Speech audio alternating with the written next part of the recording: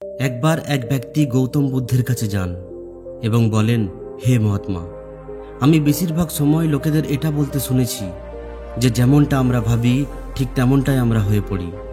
তাই আমি আপনার কাছে জানতে চাই যে আসলে কিভাবে আমাদের জীবন আমাদের বিচারের সঙ্গে জড়িয়ে আছে, আর আমাদের বিচার আমাদের জীবনকে কতটা প্রভাবিত করে। মহাত্মা বুদ্ধ বলেন, এই কথাটা সত্য যে মানুষ যেমন ভাবে ঠিক তেমনটাই সে হয়ে পড়ে। আমরা যে বিচারই নিজের মনের মধ্যে অনেক দীর্ঘ সময় পর্যন্ত রাখি ও যেটার ব্যাপারে বারবার ভাবতে থাকি, আমরাও ঠিক তেমনই হয়ে পড়ি।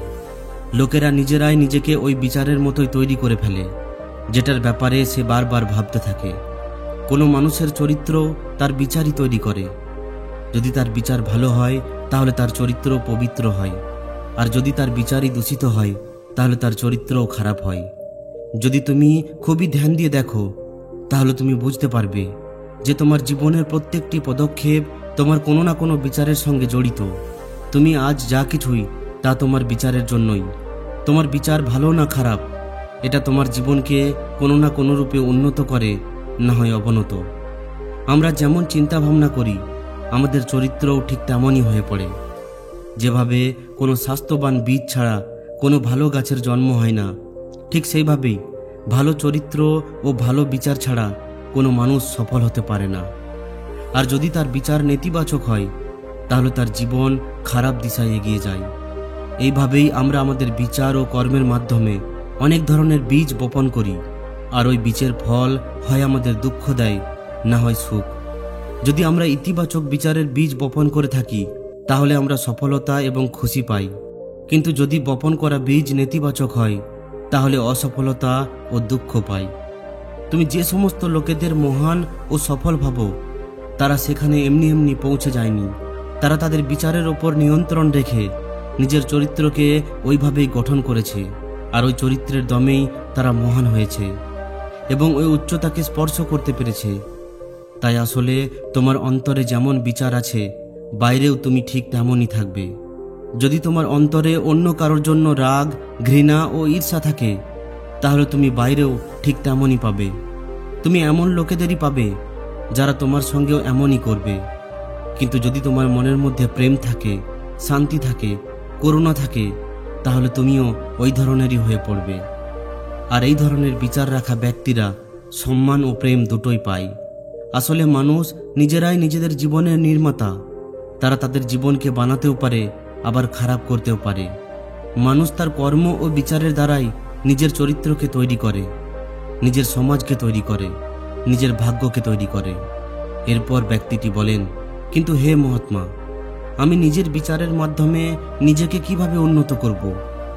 মহাত্মা বুদ্ধ বলেন, যদি তুমি নিজের উন্নতি করতে চাও তাহলে সবথেকে প্রথমে নিজের মধ্যে চলতে থাকা বিচারের উপর ধ্যান দেওয়া শুরু করো। তোমাকে ধ্যান দিয়ে দেখতে হবে যে তুমি সম্পূর্ণ দিন কি ভাবছো। তুমি সম্পূর্ণ দিন লোকেদের নিন্দা ও তাদের প্রতি ঘৃণা পালন করছো না তো? তোমাকে শুধুমাত্র এটা ধ্যান দিতে হবে যে তুমি ভালোর দিকে যাচ্ছ না খারাপের দিকে। যখন তুমি এটা ভালোভাবে বুঝে যাবে যে তোমার মনের মধ্যে ভালো বিচার চলে না খারাপ বিচার, তবেই তুমি নিজের চিন্তাভাবনায় কোনো ইতিবাচক পরিবর্তন আনতে পারবে। তোমার অন্তরের মধ্যে অফুরন্ত ধন সম্পদ লুকিয়ে আছে। তুমি এটা জানো না যে তুমি কি কি করতে পারো, কি ধরনের অদ্ভুত শক্তি তুমি পেতে পারো। তুমি অনেক মহান যোদ্ধা এবং মহান লোকেদের ব্যাপারে শুনে থাকবে। যদি তুমি তাদের শক্তিকে বিশ্বাস না করো তাহলে তোমাকে এটা তো মানতেই হবে যে আগুন ছাড়া ধোঁয়া উঠতেই পারে না। তাদের মধ্যে কোনো না কোনো ব্যাপার তো অবশ্যই আছে যার জন্য তাদের ব্যাপারে অনেক কিছু লেখা হয়েছে বা বলা হয়েছে। তাহলে তারা কারা যাদের এই সংসারে মহান যোদ্ধা ও মহান আদর্শ রূপে দেখা হয়? যদি আমরা একটু গভীরভাবে চিন্তা করি তাহলে দেখব যে এরা হলো তারা যারা নিজেদের অন্তরের ওই অফুরন্ত সম্পদকে চিনে ফেলেছে। তারা প্রতিদিন অভ্যাস করে গেছে, প্রতিদিন নিজেকে উন্নত করে গেছে, লোকেদের সাহায্য করে গেছে, সবার ভালো করে গেছে, আর তাই তারা এই দুনিয়ায় মহান ও অমর হয়ে গেছে। আর যদি তুমিও এমনটা করতে চাও তাহলে সবথেকে প্রথমে তোমাকে তোমার বিচারের উপর ধ্যান দেওয়া দরকার। আর নিজের বিচারের উপর ধ্যান দেওয়ার সবথেকে ভালো পদ্ধতি হলো মেডিটেশন। মহাত্মা বুদ্ধ আরও বলেন, একটি মানুষের মনের তুলনা একটি বাগানের সঙ্গে করা যায়। যেভাবে একটি বাগানকে পরিষ্কার পরিচ্ছন্ন এবং সৌন্দর্যতা বজায় রাখার জন্য কিছুদিন পর পর সেখানে জন্মানো আগাছাকে তুলে ফেলতে হয়, প্রতিদিন জল দিতে হয়, গাছপালার দেখাশোনা করতে হয়, ঠিক ওইভাবেই আমাদের নিজেদের মনকেও ইতিবাচক রাখার জন্য এর দেখাশোনা করতে হয়। এর মধ্যে থেকে নেতিবাচক বিচারকে ক্রমাগত সরিয়ে ফেলতে হয় এবং ইতিবাচক বিচারকে জায়গা দিতে হয়। এর জন্য আমাদের ভয়, চিন্তা, ঘৃণা ও কারোর প্রতি জ্বলনের মতো ভাবনা থেকে নিজেকে দূরে রাখতে হয়। আর এর জন্য তোমাকে নিজের অন্তরে চলা বিচারের প্রতি ক্রমাগত ধ্যান দিতে হবে।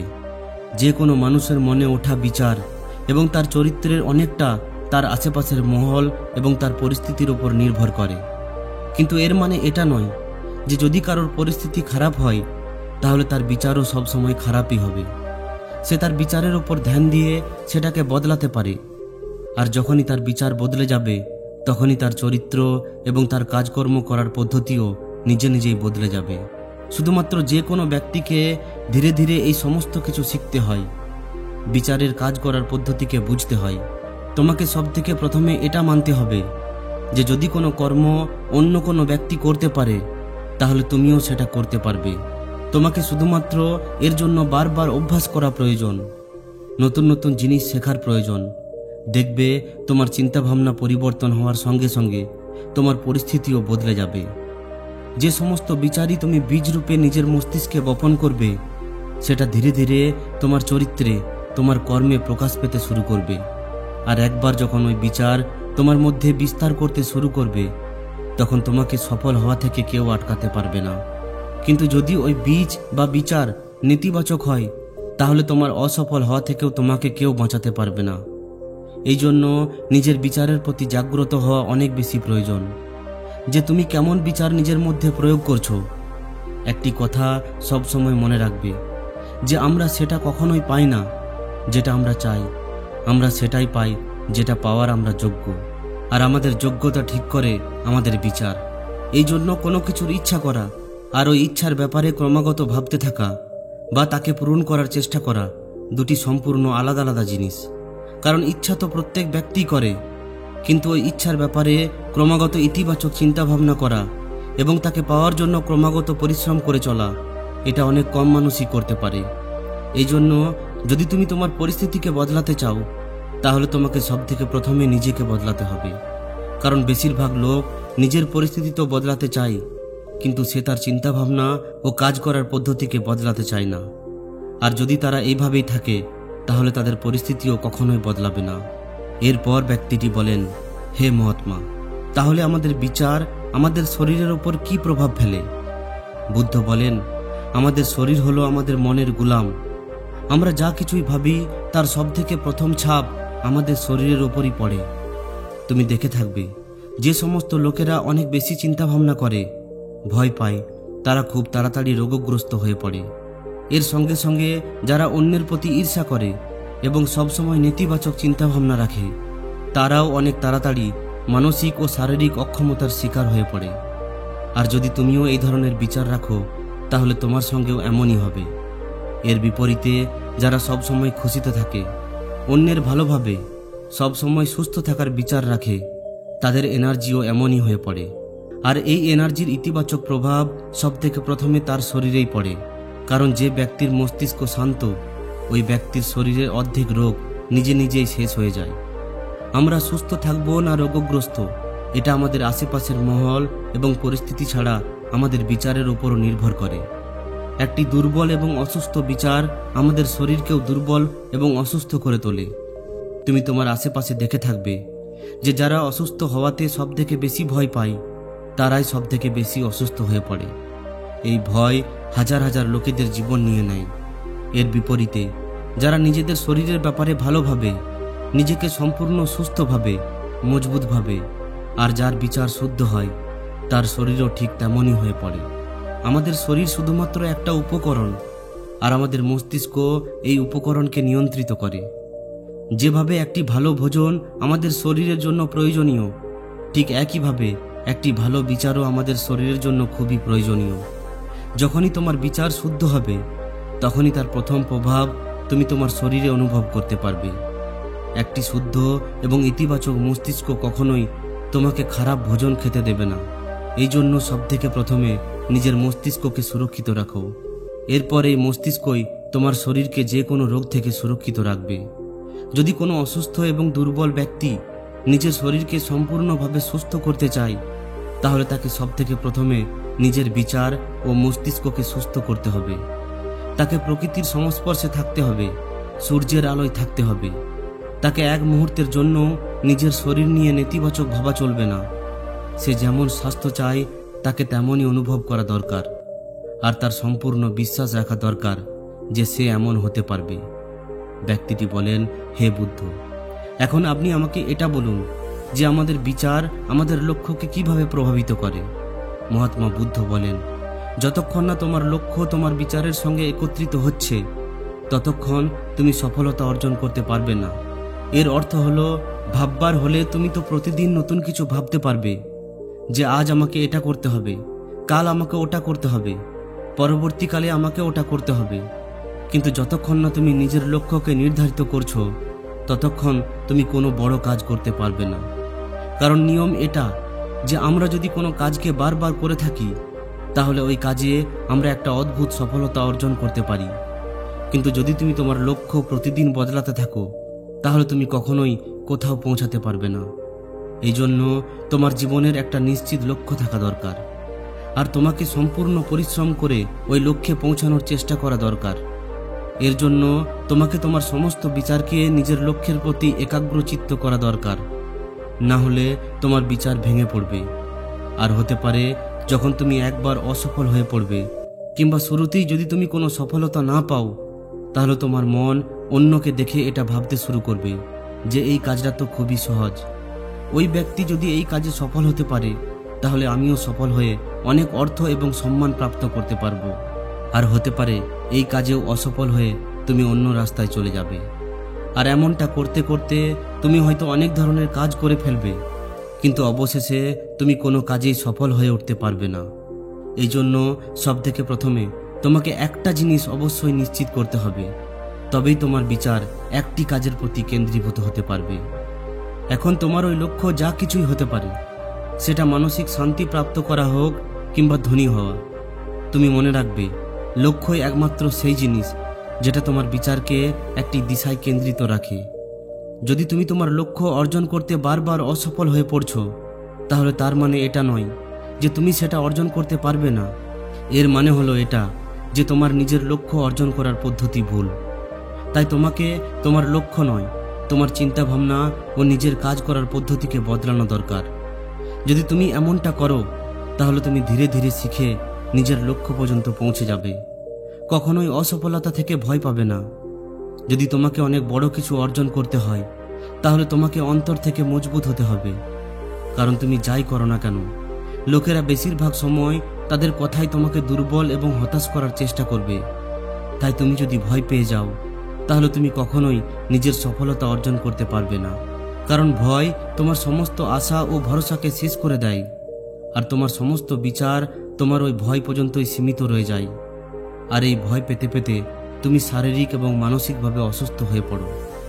তারপর তুমি বুঝতে পারবে যে তুমি নিজের এই ভয়ের কারণে কত বড় ভুল করে ফেলেছ।